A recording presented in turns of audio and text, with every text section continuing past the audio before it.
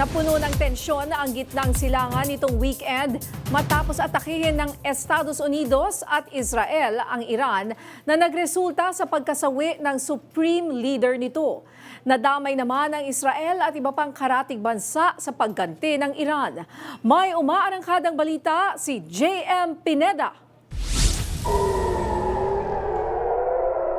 Binulabog nitong Sabado ang ilang bahagi ng bansang Iran matapos ang airstrike na pinakawala ng sanib puwersang pag-atake ng Estados Unidos at ng Israel. Sa gitna yan ng negosasyon ng US at Iran patungkol sa isang nuclear program. Narinig ang mga pagsabog sa iba't ibang parte ng Middle East na ikinatakot ng maraming mga residente, kabilang na ang ilang mga Pinoy na turista at OFW. Gumanti agad ang Iran ng ilang mga airstrikes at missile attack sa mga base militar ng US. Napuno ng tensyon ang buong rehiyon dahil sa kaliwat kanan na malalakas na pagsabog kung saan nadamay ang bansang Bahrain, Saudi Arabia, UAE, Qatar at ang Iraq.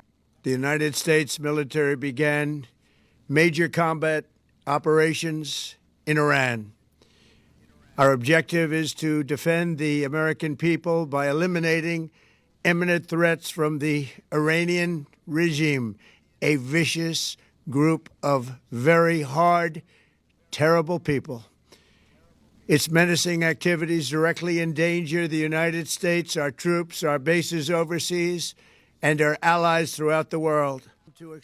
Ayon kay Trump, hindi umano dapat magkaroon ng nuclear weapon ang bansang Iran dahil maituturing itong banta sa seguridad. We are going to destroy their missiles and raise their missile industry to the ground. It will be totally, again, obliterated. We're going to annihilate their navy. We're going to ensure that the region's terrorist proxies can no longer destabilize the region or the world and attack our forces. And we will ensure that Iran does not obtain a nuclear weapon. It's a very simple message. They will never have a nuclear weapon. Tinarget ng dalawang bansa ang mga pinuno ng Iran, partikular na ang supreme leader nito na si Ayatollah Ali Khamenei. Nakalaunan ay napatay rin sa isang airstrike sa kanyang compound sa Tehran. Libo-libo ang naapektuhan ng girian ng mga bansa at nagbunga ito ng matinding pangamba sa mga tao. Ayon kay Pangulong Ferdinand Marcos Jr., nakamonitor sila sa lagay ng sitwasyon sa Middle East, lalo pat maraming OFW ang nagtatrabaho sa bansa. Pero kanina ay kinumpirma rin ng Pangulo ang pagkasawi ng isang OFW sa Israel. Na-report po sa atin ay namatay po ang isang Mary Ann Velasquez de Vera na tigang Pangasinan.